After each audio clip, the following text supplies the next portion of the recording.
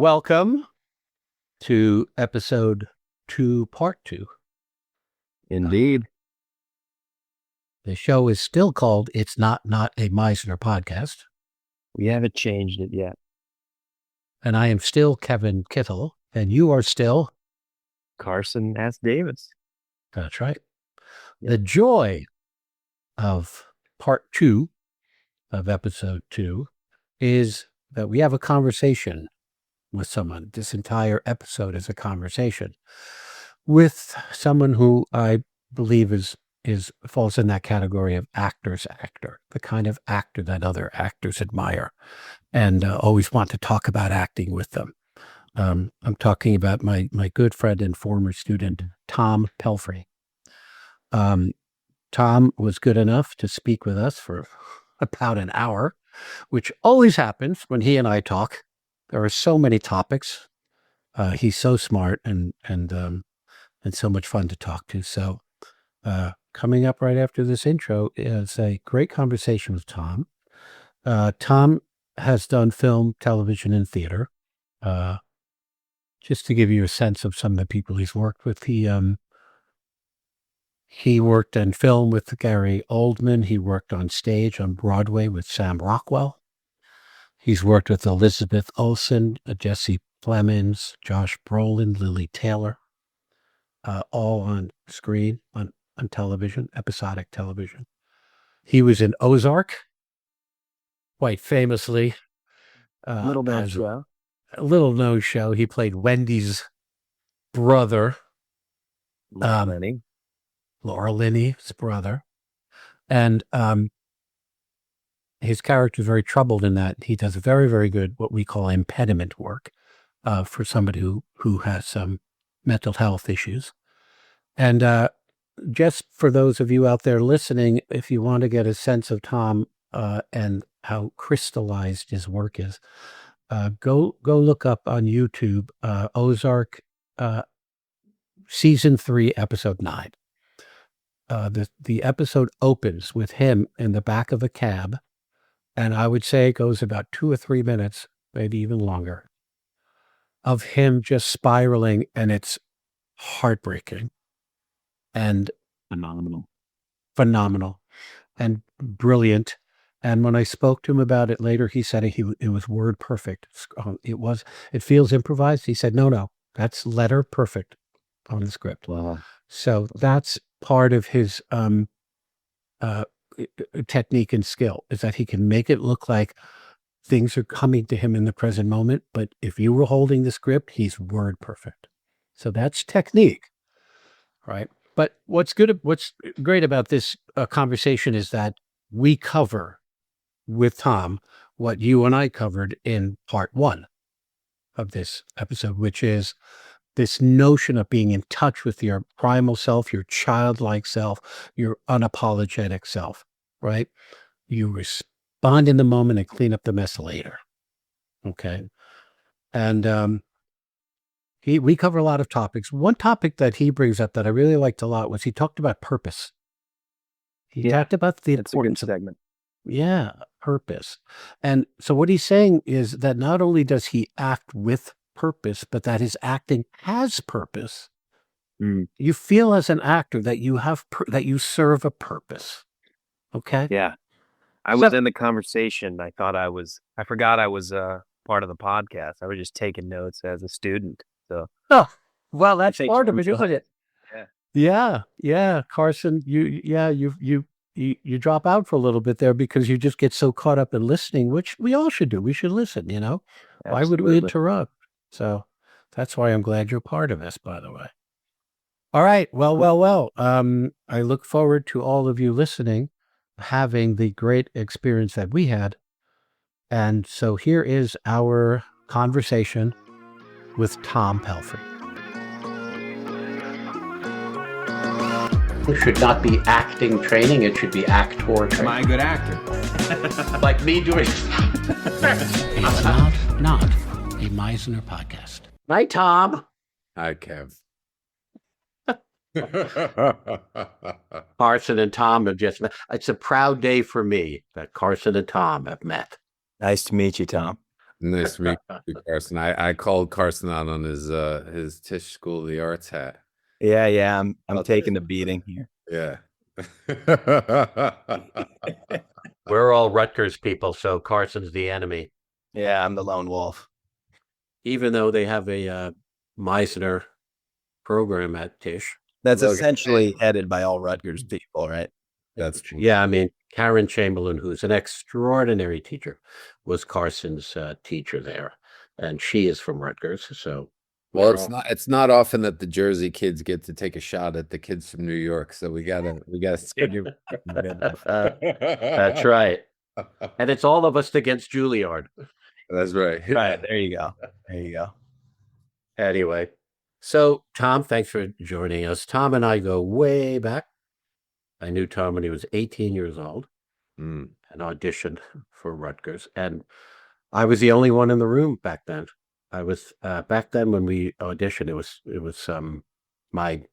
I probably had only taught there for about a year or two.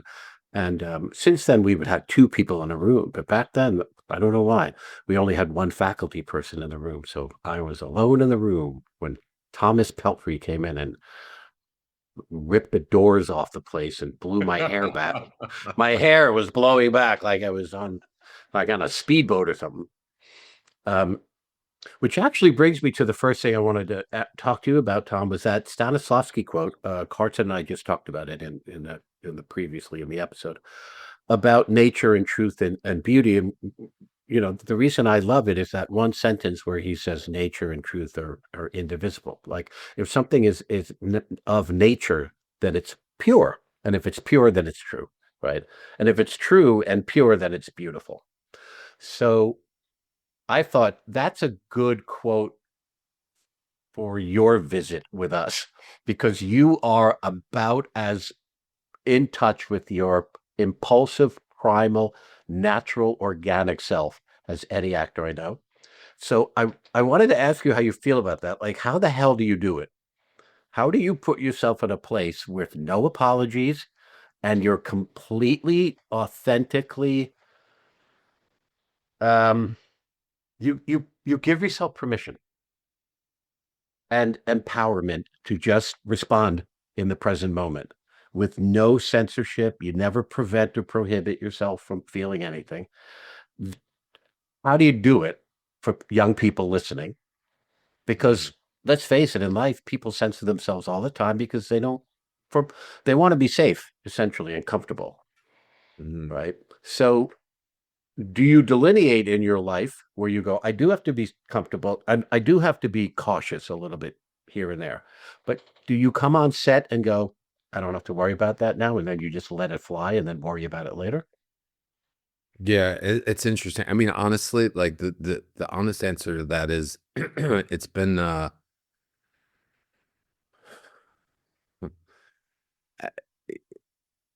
don't know if you remember this. I actually came to you probably sophomore year of college. I was probably 19 and I was like kind of struggling because I was like, I have no like impulse control. And that's different than being an artist, right? Well, it's just a matter of when. I mean, you know, that matter of when within reason, because you know, you're not going to kill somebody on stage because you feel free, you know. But like within the context of like, I don't know, I think part of it is like in a good way that I was fortunate enough to have my first experience with acting was, as you know, with Kazakov, with Steve Kazakov, who, can you say where that was again? We really want that was he was great. That was the Performing Arts Center at which is part of the Freehold Regional High School District. It was at Howell High School. So Howell was the public high school I was going to go to anyway, and it just so happened to have this sort of performing arts magnet school, and they had dance and writing and singing and acting. And Kazakov was the acting teacher, and Kaz was a graduate of Mason Gross as well. He got his MFA there with Bill. And his mentor there would have been Bill Esper. Totally, 100%. Yeah. So, but I just love that here in the kind of heart of New Jersey, the middle of New Jersey, is this extraordinary program. Yeah. That you and quite a few other people that I know came out of that program. Oh yeah, it was like a pipeline for a minute there to Rutgers. Oh my gosh, we went like 6 years straight, always having yep. one student. Adriana Denorio de Mayo came from there. Yeah. Rachel Chiani, who now runs that program after Kaz left, she came from there, trained at Rutgers, and went back, and now she teaches there. Yeah. So, I mean, to your question, it was, I had a very good teacher from my first experience with it when I was 14. And so he was encouraging exactly that too, which is also very, like it's a counterintuitive thing to encounter at that age. Like as a 14-year-old boy, you're going through puberty, you're having all these feelings, you're having all these emotions, and you're just trying to discover yourself. And like, it's like, oh, acting, and I'm good. I think I'm kind of good at it, which was a first. Like I played all sports and I wasn't very good at them. I enjoyed it, but like, I knew I wasn't like, and then start acting like, oh, I'm good at this. And then it's the complete opposite of what you would expect at that time in your age in any other setting, which is the more reactive I am, the more it's congratulated and encouraged. And so like being in an environment where, being vulnerable and reactive, not just vulnerable and reactive, like was not only encouraged, but was really celebrated. It was like, oh, this is the thing that's, it's coming to life in a real way, and that's being encouraged and celebrated. And then, so then, yeah, you can imagine quite naturally, like you sort of, and then you go on to, and then you're my teacher in college, and the same thing is true. And you're just like, this is weird, because the thing that I love and the men that I admire who are shaping me as a young man are all seemingly enamored of how reactive I am. And that seems to be the thing that is, at least at that point in time, the most helpful, and it seemed the most predictive of being able to do the thing well. And so it took a while to realize that there needed to be a mechanism away from, where that's checked, Right. Yeah. Not that I was running around completely out of control, but that it's actually, it's actually quite hard to feel like you're having free expression and then put a lid on it at that age, especially. You're crazy hormones and all of it's happening at once. But I think it's really important. I mean, I'm glad you bring that up. We do, I want our podcast to be for everybody, but I do think we will have teenagers and 20-year-olds, listening to this, because it is a bit pedagogical at points. And I think it's important for everybody to hear it, but also, to be a little bit old school about it. For, these days there's some debate about what a boy is and what a girl is, but there's still at the heart of it all, that boys and men are schooled in a certain way, and told to like either tamp down the experience you're having, or sometimes encouraged to have it. A boy acts like this, that kind of stuff.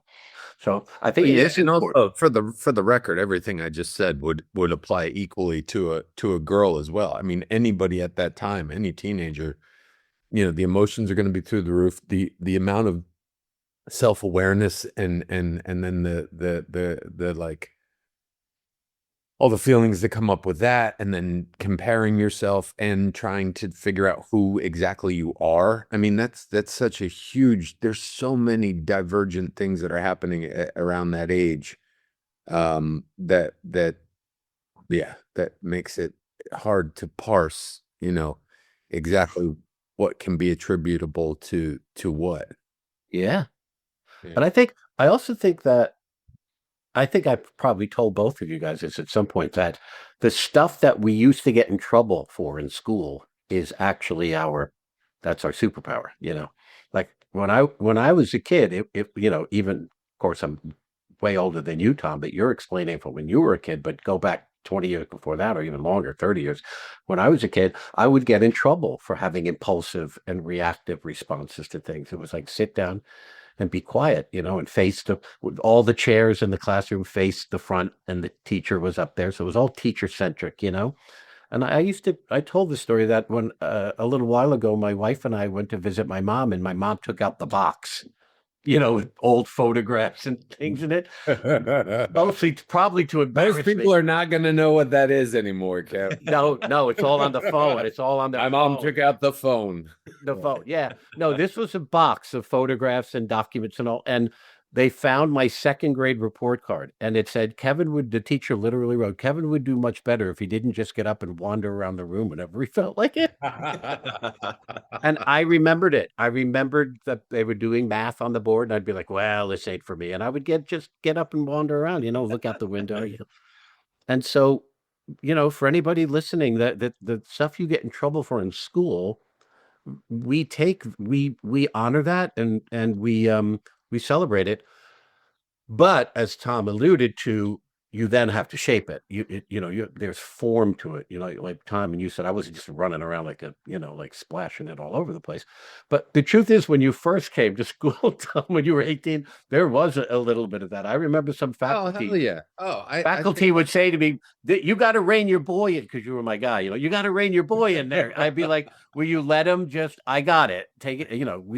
And then you become more and more of an artist and less of a loose cannon and a knucklehead, Yeah. You don't want to lose that. You don't want to lose that rebellious quality. I know.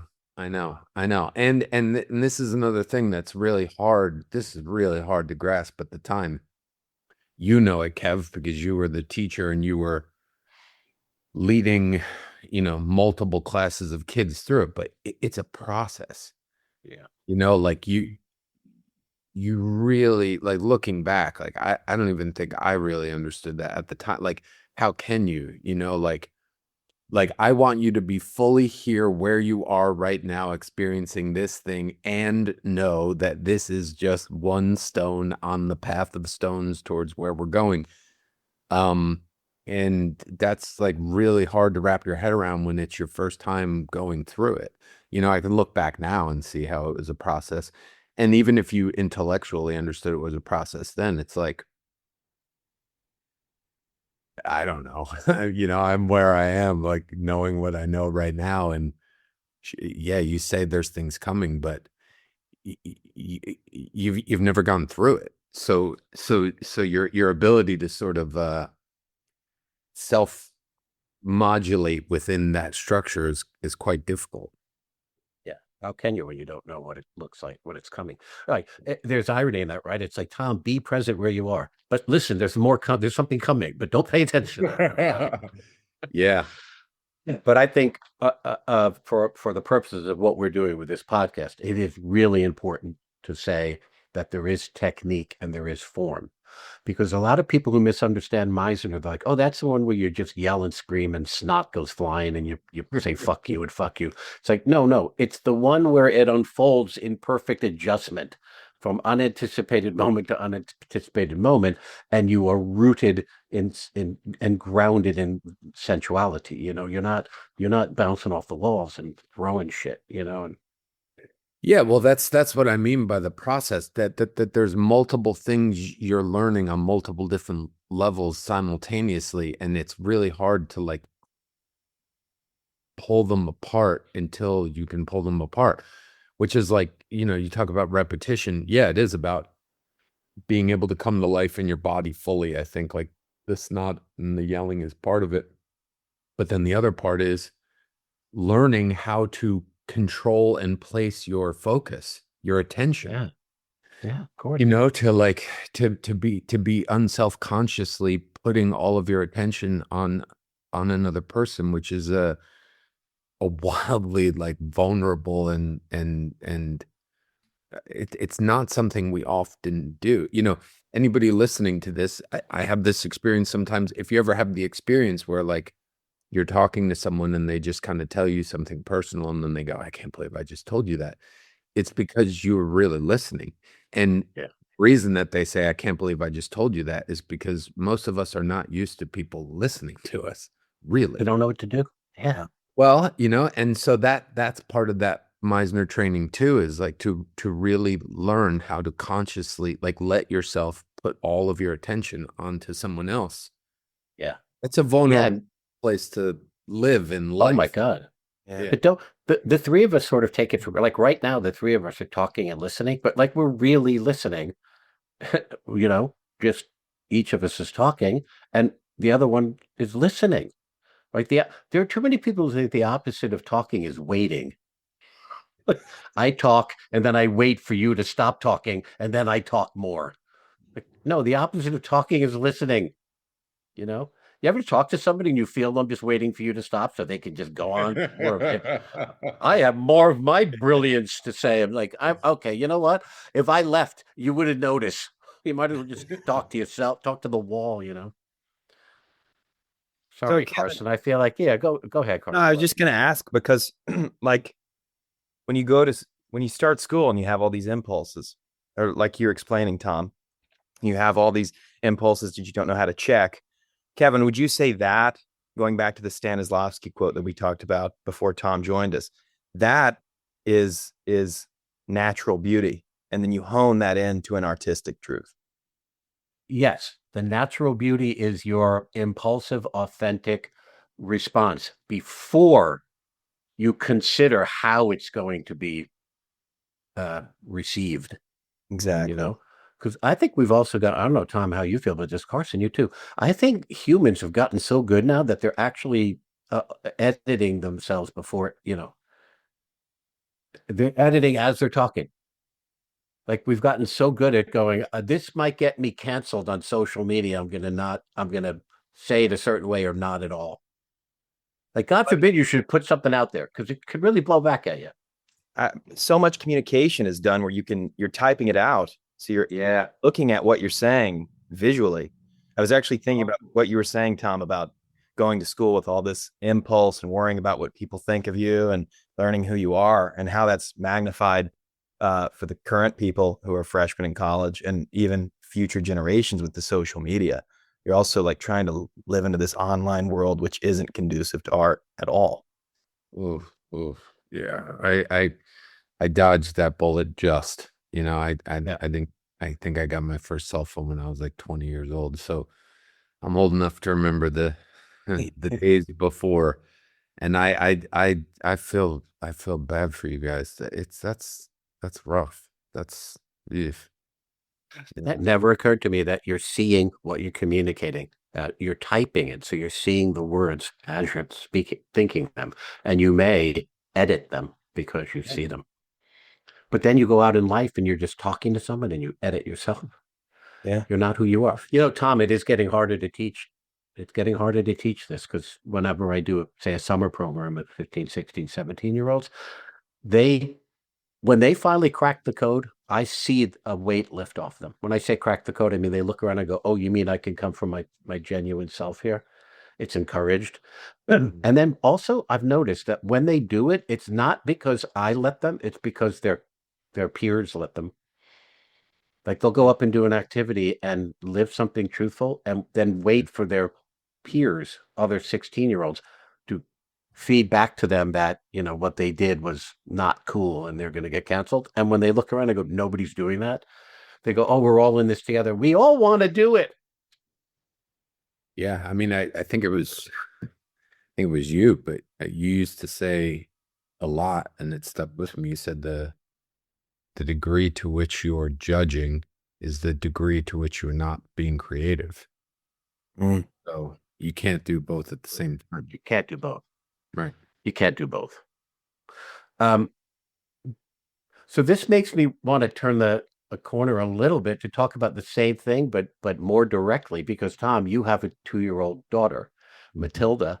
And I always say to my students, what we're trying to get you to do is come from your childlike self, right? Not your childish self. That's different. That's immaturity.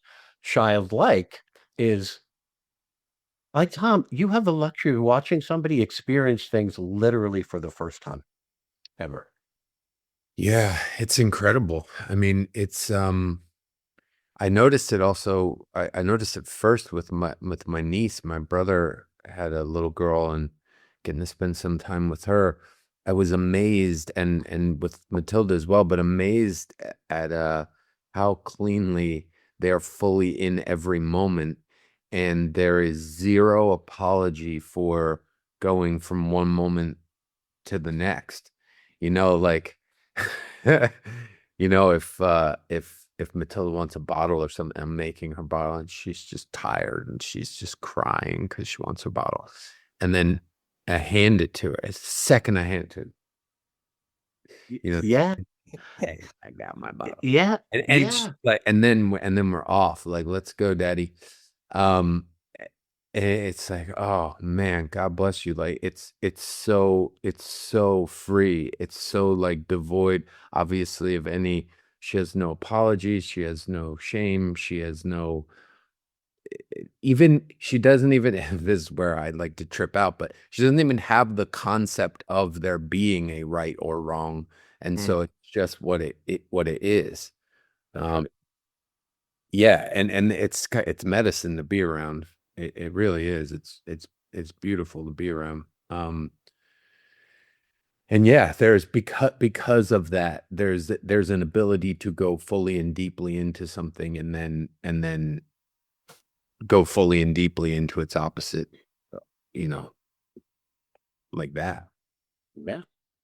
When you think about it, the only quote unquote wrong thing that could happen is if she were unsafe and you'd have to protect her because being so new like that, you're not only are you filled with wonder and awe, but you also might not recognize something that could be harmful, you know? Yeah, and that's So yeah. the right or wrong is whether or not you're safe, as opposed to whether or not you're correct. Yeah, and then you feel kind of intuitively as the changes occur when the instruction might be useful to begin. You know, like you sort of feel intuitively the journey that's happening, and like, oh, it's too early to even, versus okay, there's some kind of understanding where that can be introduced. But yeah, and then your job is just the boundaries and keeping her safe, and I try my best otherwise to stay out of her way. Get out of the way. Isn't that great? Stay out of her way and just let her be. You know what the other thing is? All children explore, but you have to let them explore as themselves. They're so individualist. Like that individual exploring is exploring the way they explore. So on that level, I remember you telling me once, Tom, you're like, there's something about Matilda. I swear she came to us, and sort of Yeah. she already kind of had it. And it's our job to not crush it.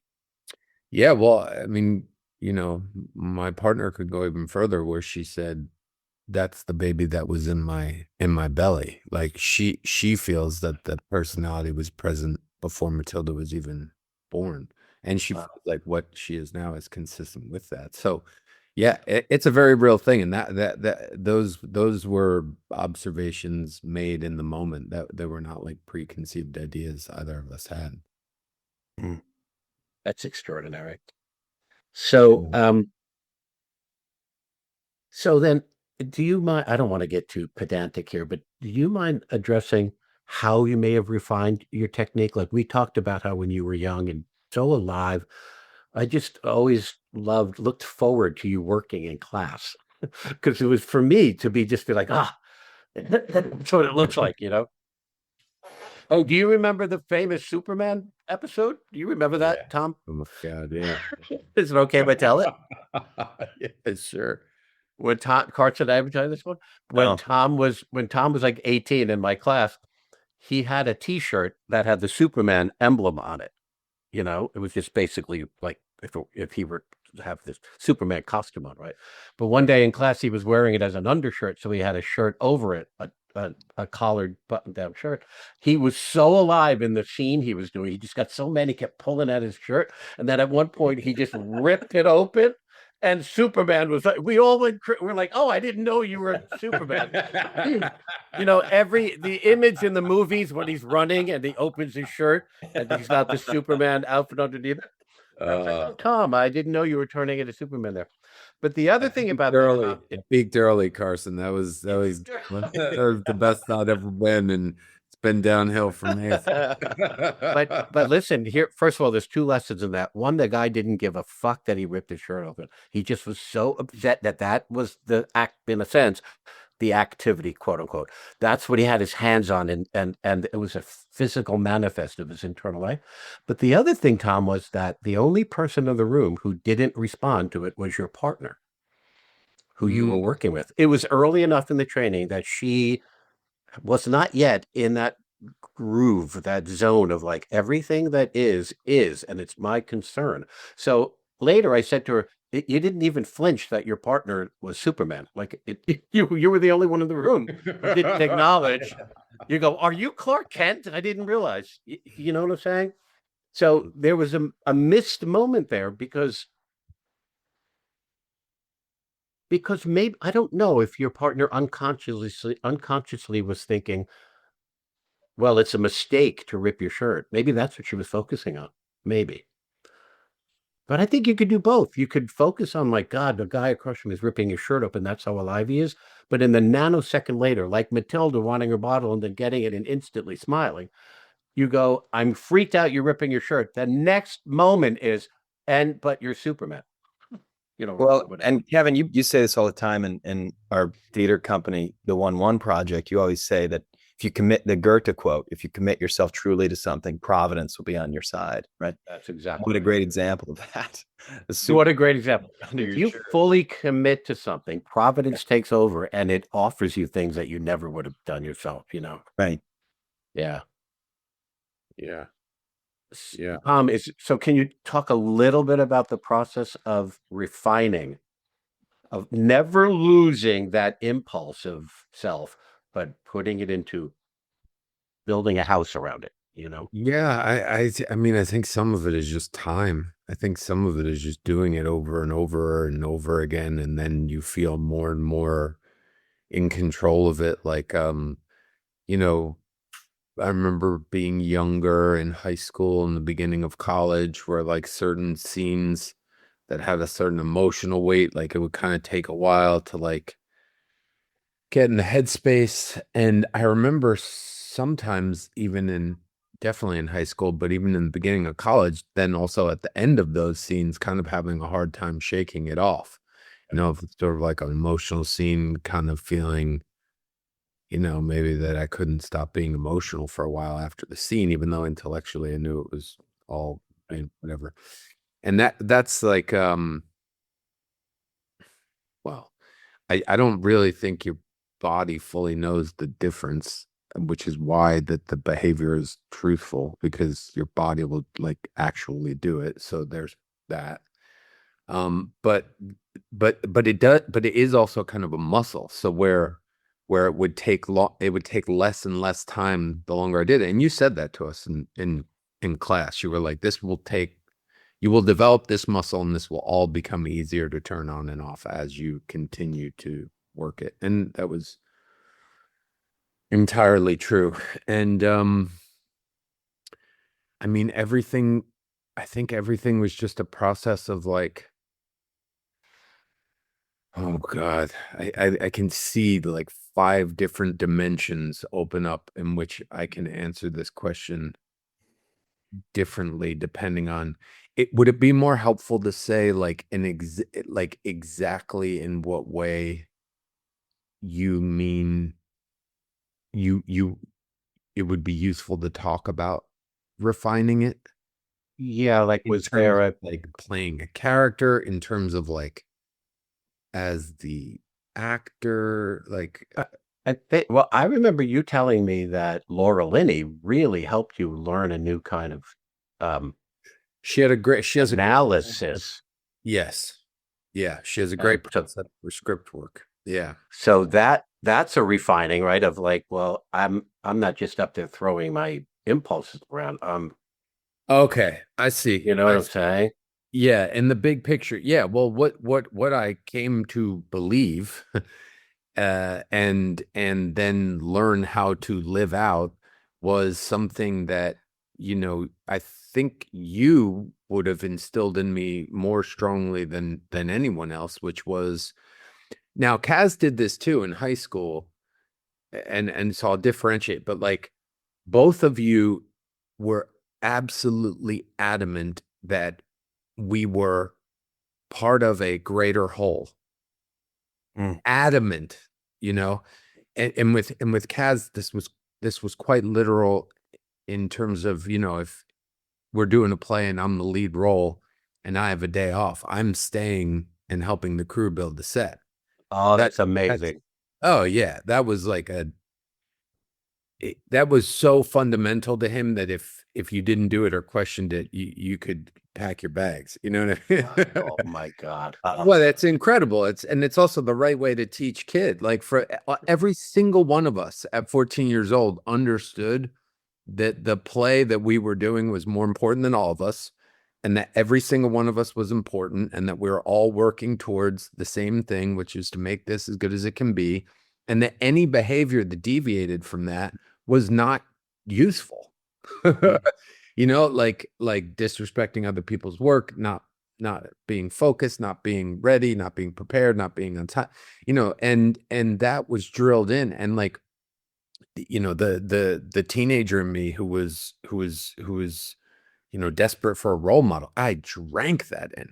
I mean, that was everything I wanted to hear. It was that was discipline, that was meaning, that was a work ethic, that was purpose. And then, when I met you, you were the same exact way.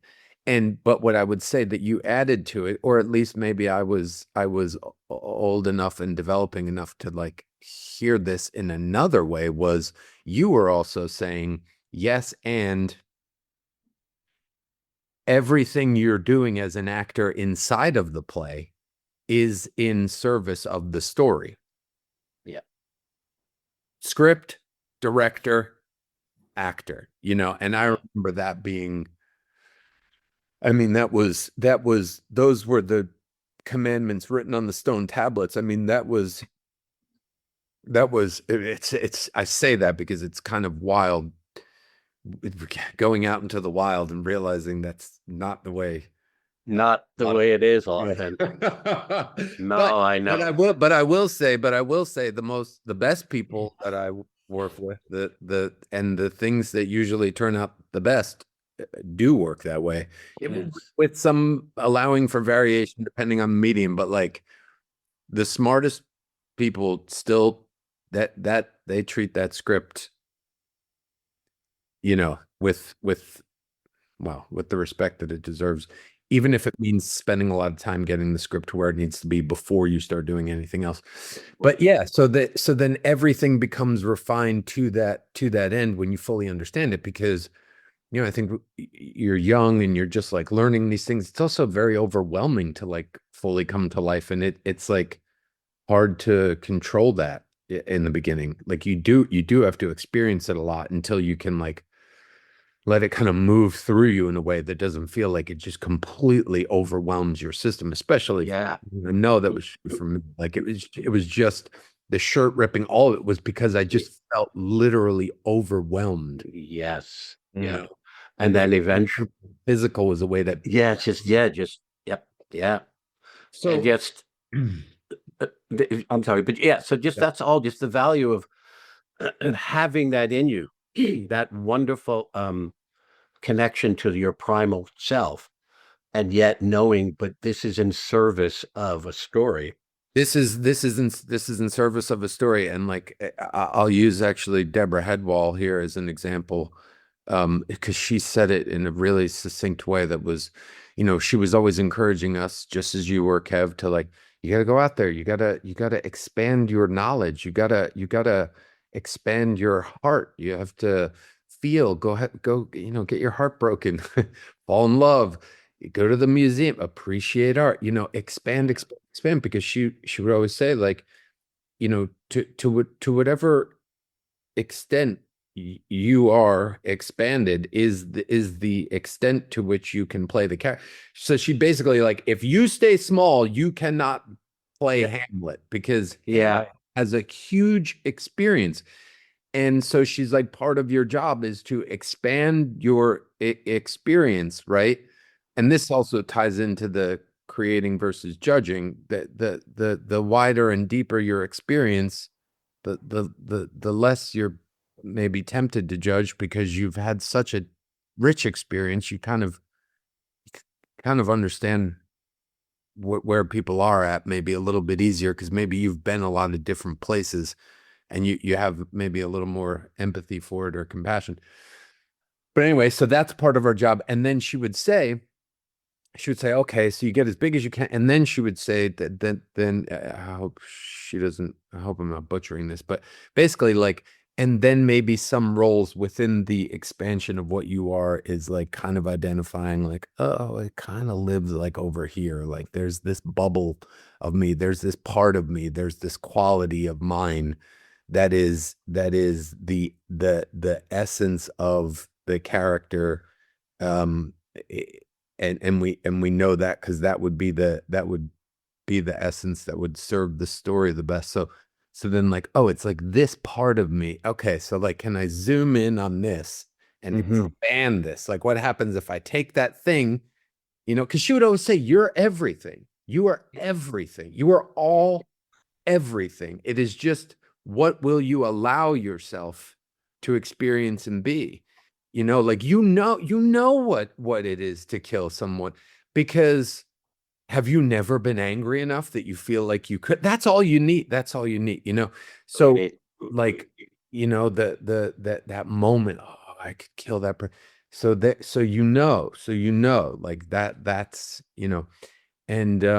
and then finding that thing and expanding it out in service of, and it's always, everything you're doing then becomes in service of, and working on a script becomes, a way to really break down and clarify yourself. How can I best do this in service of everything in service of? And it's also wonderful because, like, honestly, then you have a purpose, then you have a meaning. Like, then I'm acting not on behalf of myself, because, like, then I would be really self-conscious, because then it's just like, who gives a fuck what Tom, like, genuinely, like, who gives a fuck what I want? Like, I don't even care.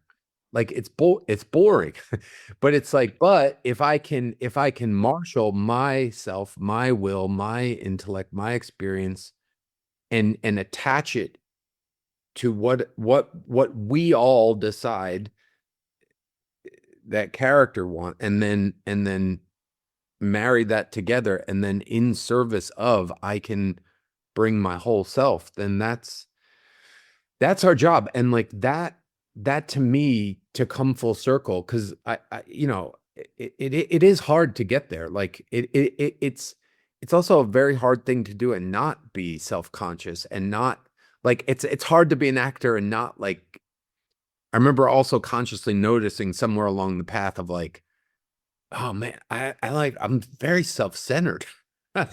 and but also, you need to be a little bit at time. Like, I don't know what the right answer to that, but it's like, come on, man. If you're going to be constantly and rigorously and honestly checking in with yourself about how you feel and how you're responding to certain things, you need that information. You have to have that information. If you're like a mystery to yourself, or well, there's actually probably an interesting area where, if you're a complete mystery to yourself, everything you do is probably really interesting. But it really, I actually do mean that. But then what does your life start to look like? Okay. So it's like, okay, so, like, mystery, fine for a time. And then we have to, like, figure this all out. And then there's that awkward phase where you're becoming aware of everything. you feel super self-conscious, you feel a little too self-involved, but you kind of need to go through that process to come out the other side, which is like, okay, now I have a sense, I have a lay of the land, I know why this and that goes, and now I can let that go. And now, like, what do I do with all this?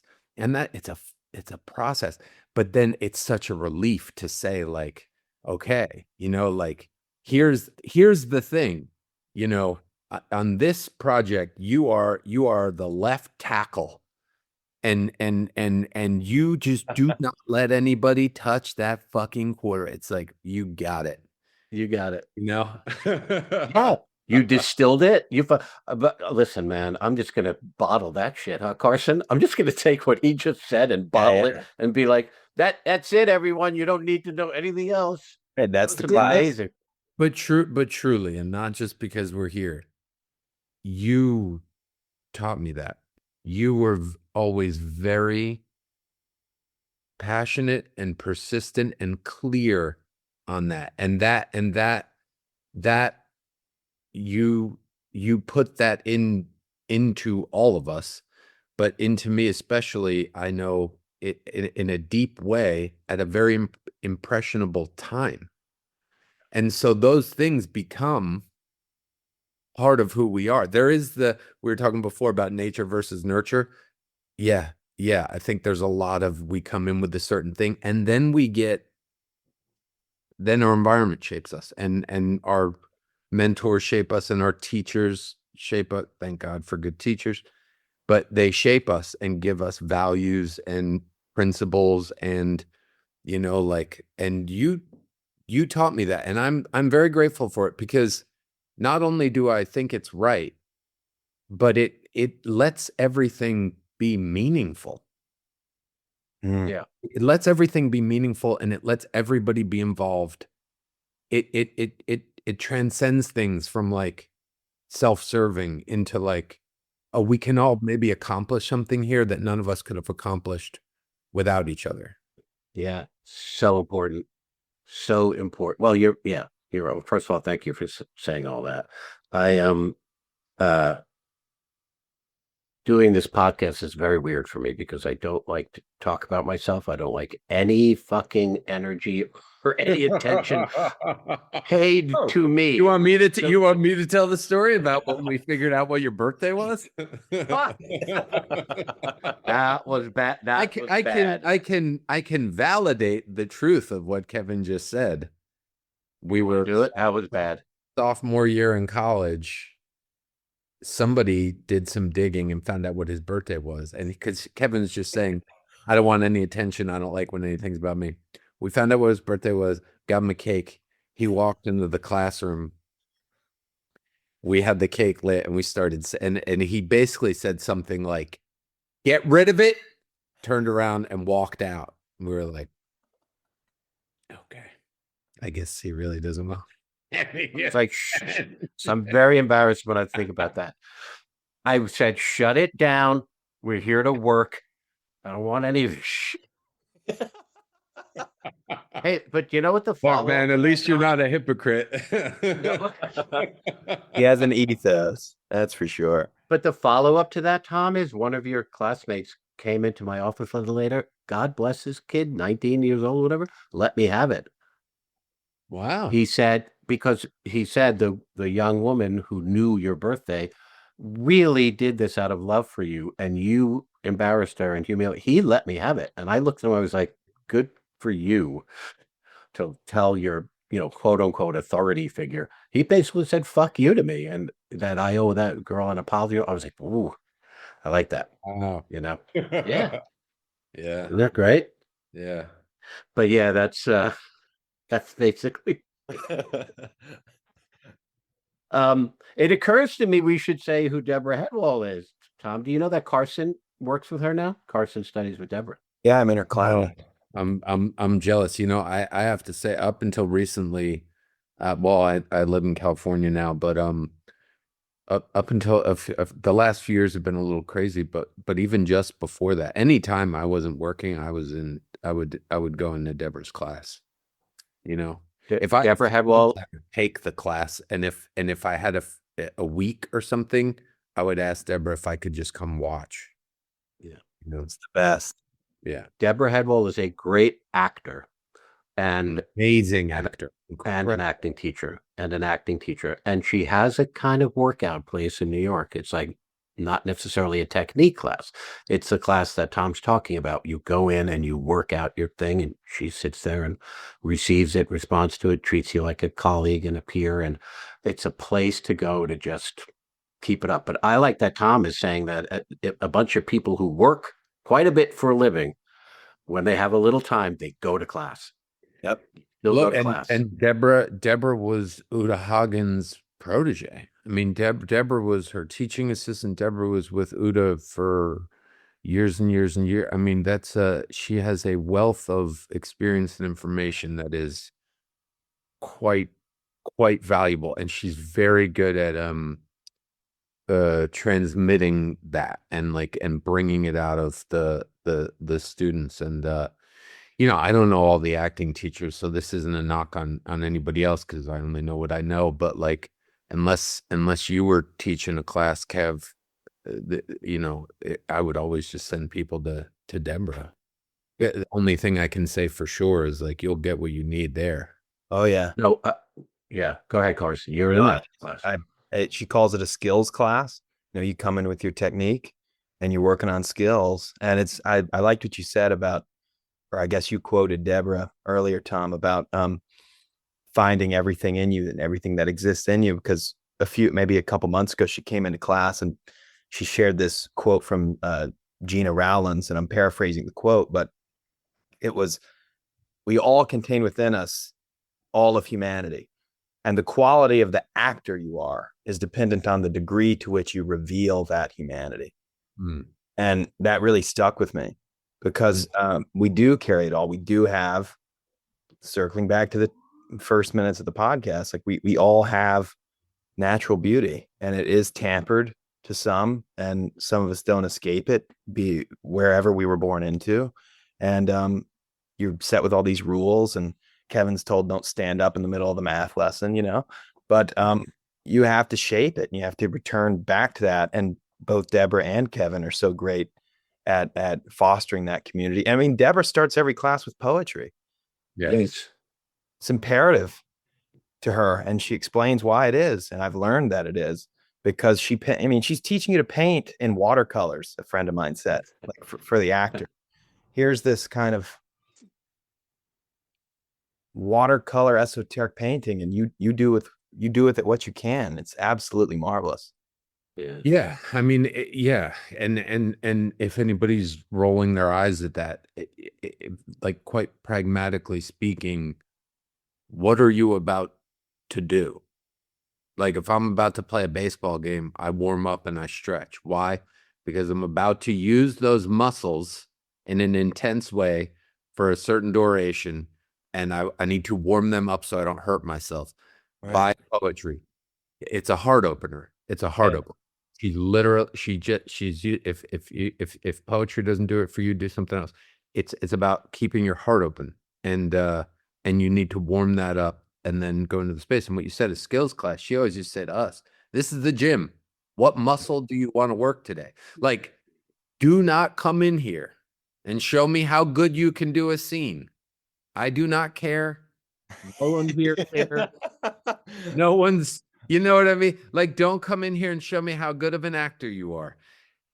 Come in here, and she would always hold you to what do you want to work on today? Like, today I am working on, I am only thinking about my relationship to all the objects in the scene. Like, I am going to be so focused on how everything in here, what it means to me. I'm going to personalize all of it, and I'm going to do the scene, but that's where my focus is. And then she would go, and okay, so how did that go? How did that go? How did you work on that? How did you experience it while you were working? What do you think? Blah, blah. And it's like, yo, you need that. You need that. That's you can't do that shit at work. You know, Right. And no one wants to see that shit. You know what I mean? They want to see how good you can do a scene. They want you to act the dancing. And they're that's so right funny. to feel that way. They're you're there. They're paying you for like you have a job to do. It's your job. But like to have a space where that is encouraged, where like I want you to come in, I want you to pick which muscle. What are we doing, a leg day? You know, are we doing a pull day, a push day? Like what muscles we working out today? And then just let yourself really work out those muscles, you know, and then it culminating usually in some version of like, now let's explore the richest version of this scene and live that out once and then move on. That's beautiful. Listen, I can talk to you for you and I, when we talk, we usually talk for 3 hours or longer. Literally, yeah. We do. We look back and we go, when we started this 3 hours ago. But for the purpose of time and the fact that we are in fact doing a podcast. So, but I do want to ask you, can you talk at all about the project that's coming up, about Task, or do you have to keep your mouth shut about it? Or can you talk about your experience like you're not promoting the thing? It's like, yeah, it's not like with all of our listeners, Tom, that show's going to go through the roof because of all the people listening to us right now. You don't have to go on to any of those other shows. Yeah, this is it. This is it. Yeah. But you do have a project coming out in September that looks really intense, man. And the trailer's out now. And I know you spoke a little bit. I came out and visited you when when Matilda turned 1. We had a birthday party out in Pennsylvania. Was it Philly? It was Philly, and I came out and saw you there. And you were in the middle of working on the show there, and it just looked so. You're very alive with it all. You know, is there anything you can say about it all, or do you want to say about the process? Or yeah, well, I mean, it was a dream job. It was a dream job. It's the kind of job you learn over time not to expect. You really do. You have to be realistic, and you don't want to. You just can't. Also, I don't think you can. Certain things come together in such a way that you can't. It doesn't matter how much you get it right on paper. Sometimes something magical just happens with where everybody might be at in their life, or what job they just came off, or whatever. There's a alchemy that happens sometimes that's magical, and it's not up to any of us. And so you just enjoy it when it happens. You know, this was one of those jobs. It's Brad Inglesby who created Mare of Easttown and written a lot of really beautiful screenplays. And he's also such a fucking good man and human being. But to go back to what we were saying before, a really strong, super strong script. You know, it's like when usually with jobs like this, the feeling is you read it and you go, oh, we just have to not fuck this up. right. I mean, really, it's like it's so exciting and clear on the page. You know, it's like, okay. And hopefully you make that better. That's also, it's our job to bring it to life and hopefully add something to it. But if I could say anything about that was so, I think, conducive to how wonderful it would be Brad himself. You know, he is someone who, aside from his wild talent as a writer, as a leader, as the showrunner, as the sort of person in charge, delights in what everybody brings to the table. You know, and so he was so encouraging and excited to see, and the result was, I mean, man, every day at work I'd be like, wow. You know, we'd have an actor come spend one day with us. I mean, multiple times I'd pull us out there. I'd be like, where'd you get them? Who the hell is this guy? Where'd you get him? Who is that? You know, like, wow, every day, you know, so exciting to me, so cool. And I don't think it's it's a mistake. I mean, I think that's what happens when you have amazing writing and people in charge who are desiring to have other people bring things to the table. You know, all of a sudden you have a feast. Everyone brought some food and the table's full and it's beautiful. That's it was- amazing. Yeah. You know what I love? Thanks for sharing that. You know what I love about that? And this is for our listeners. You know how many great actors there are out there, but you don't know, they're not fucking famous.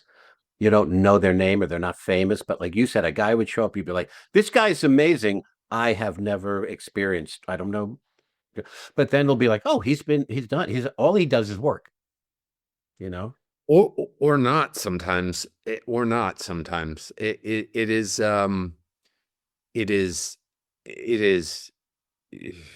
I don't even know what the right word is, but yes, there are some beautiful actors out there that most people do not know their name. That is, you gotta, boy, you remember that.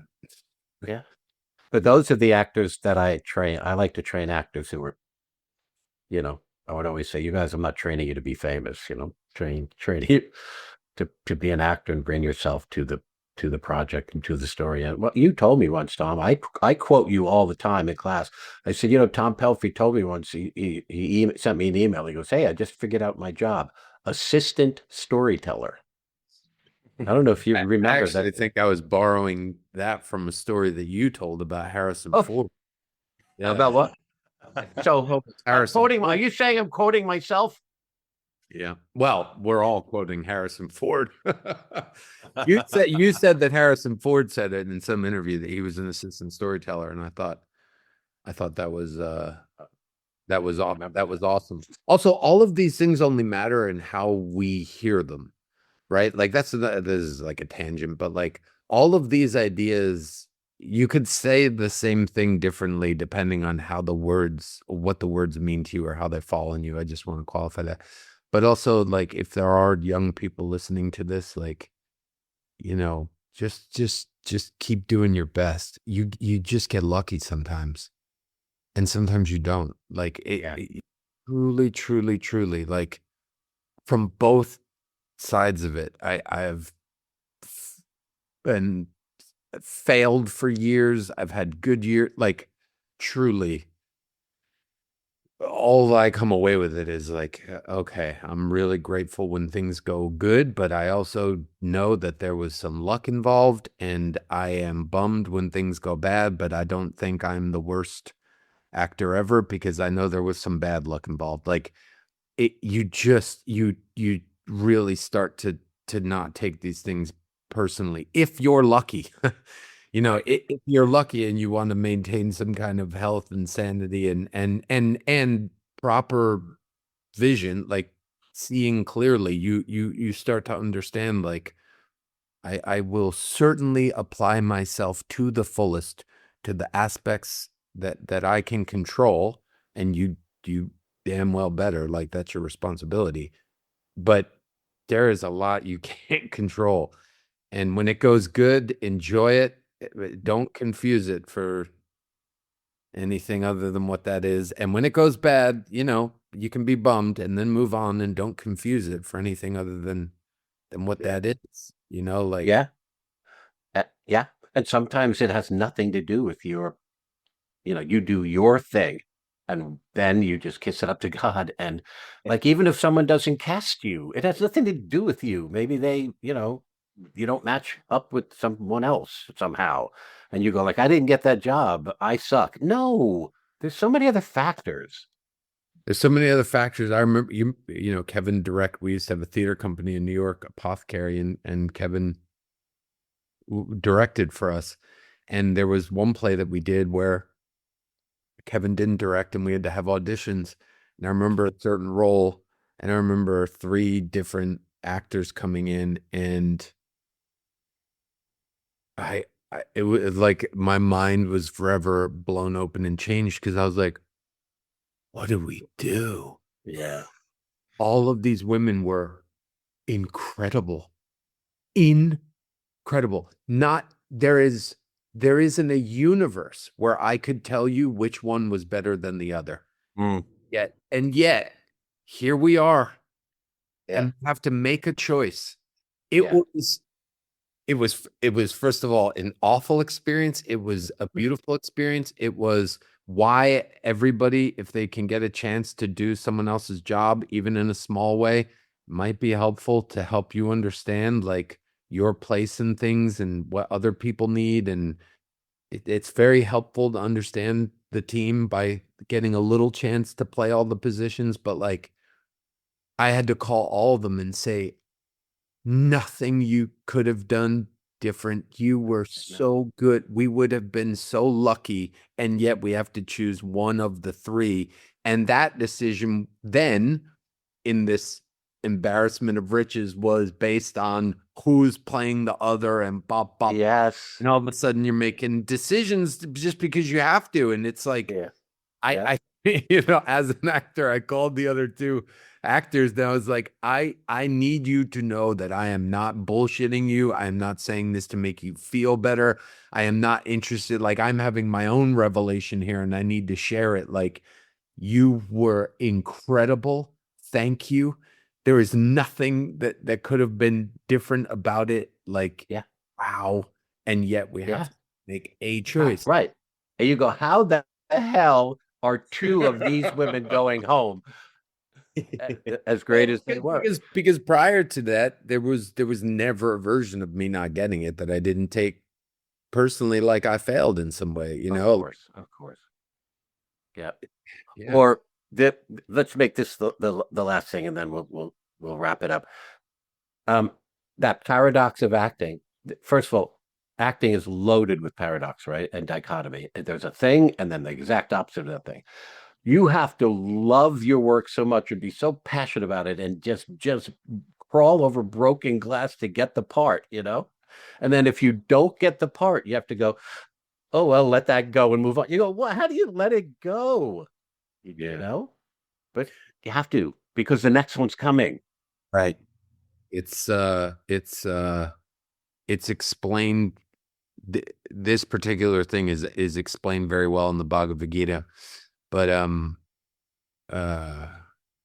Krishna says to explain to Arjuna, like, I don't know if I'm pronouncing that correctly, but like, you must relinquish all attachment to results.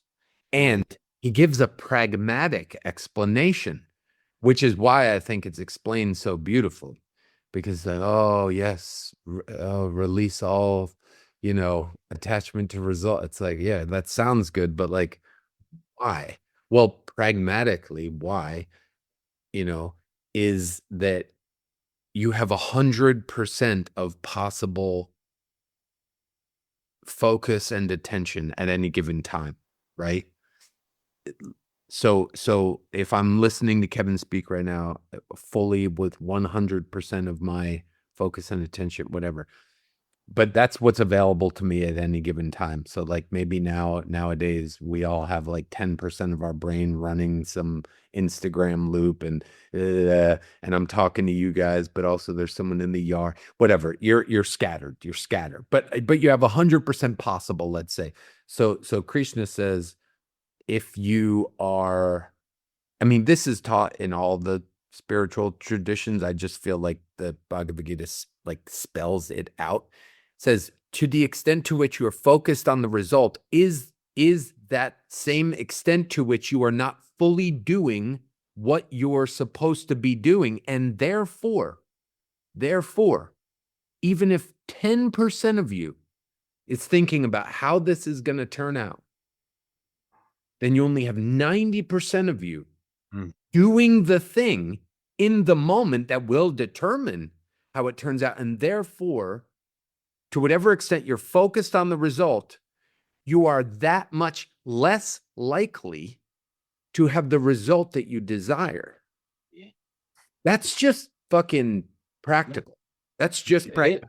Yeah, that's just like, I want you to shoot this arrow, and you need to be 100% focused on the act of shooting the arrow, which will most likely give you the best result. but you can't think about the result That's right. because any thinking or worrying or planning for the result is taking away from how much attention you're putting Yeah. on shooting the fucking arrow. Yeah. Built into why you didn't hit the target is because you wanted to hit the target. And that's why you didn't hit it, because you were focusing on hitting it. Yeah, You're the reason you didn't hit the target, because you only had 90% and 10% was on the result. yeah. I remember when I read that it landed on me in a way that was more clear than other ways of hearing the same thing, because Right. it suddenly became just pragmatic advice. Yeah. You're not going to get the thing. Don't you want it's practical. I want that thing. Right. Like, you know, if we're having a conversation and I'm worried about something else, we're not going to have as good of a conversation. Yeah. Right. And if we were trying to achieve something through our conversation, we may not, because you were distracted by something else. 100%, 100%. And so, Yeah. yeah. So that's how you do it, because the pain is I'm doing this work so I get this result. I'm not saying this is fucking easy, and I'm not at all, because it's actually really hard, and it took years to get better at this, and even sometimes now it's hard. So I say guilty before I say this, but it's like that. If you think about it, the pain is only because then you've tied in the meaning to the result. Yes. But if all of the meaning is kept fully on the work, like, you're going to give me this audition, I am going to, like, I think I saw Philip Seymour Hoffman say, he's like, and Al Pacino maybe, but like, now I get to work as an actor. I get 5 minutes to show you, and for fucking me I get to work as an, and like, and that's empowering, and that's cool, and that's good, and that's like, that's where you need to live. Like, how much can I remember after years of like pain with it, becoming like way more interested in my like internal state at auditions than anything else. I would like prepare, and I would get there, and then all I really cared about anymore was like when I would sit there before I'd go in and be like, how do I feel? Like, do I feel like calm, confident, present, versus like in the past, like that nervous, like, I'm gonna do, like, can I just be here? Can I just, Yeah. But do you know what? I think this is the third time I said this is the last thing, and I swear we're going to see what happens when Tom and I talk. We can't stop. I think, Tom, that you embody now.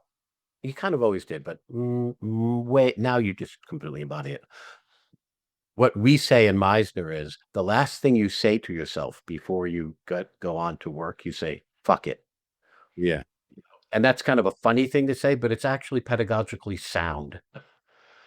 I can't control what's going to happen out there. I may as well not even try. I'm not looking ahead to what's going to happen out there. So you prepare and you prepare and you prepare, and then you're at the precipice and you go, fuck it, and you let go. And then you are present. And then whatever happens, you're the vessel through which it all flows, So I think, Tom, you embody that. Fuck it. Whatever happens, happens. But that only works if you've done your preparation. If you don't work beforehand and then you say fuck it, it will fuck up. But if you've got the work in you, you go, well, fuck it. I've got the work. I can let go of it. Well, I love what you guys are doing, and I'm genuinely very honored that I get to be your first guest. That means a lot to me, and truly, Kev, you're my teacher, my mentor. So many of the things that I'm saying are literally things that you said to us in college. I'm saying that for the benefit of anybody who's listening to these discussions, because I won't be here going forward, and you will. I don't know that there's anything I articulated today that wasn't something, a seed you planted when we were younger. And so, thank you for that. And, for anyone listening to learn, you're in good hands. God damn it. What am I supposed to do with that? I told the guy I don't like praise and I don't like people paying attention. And then he says that shit.